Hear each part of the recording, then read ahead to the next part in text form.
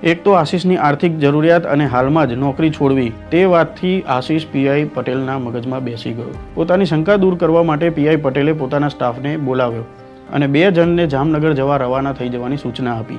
તેમણે કહ્યું કે આંખો અને કાન ખુલ્લા રાખીને જામનગરમાં આશીષના ઘરે જાઓ અને જરૂરી માહિતી એકત્ર કરો. જરા પણ શંકા લાગે તો તેને તેડાવી લેજો. બંને પોલીસ જવાનો આશીષના ઘરે પહોંચ્યા.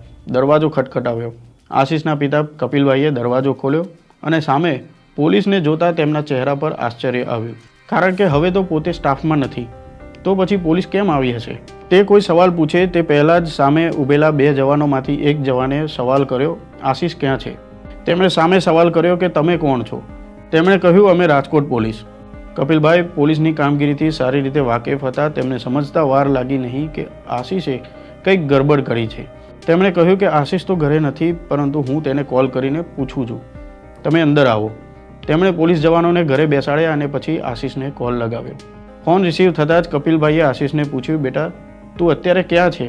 તું જ્યાં હોય ત્યાંથી તરત ઘરે પાછે આવી જા, મારે તારું કામ છે.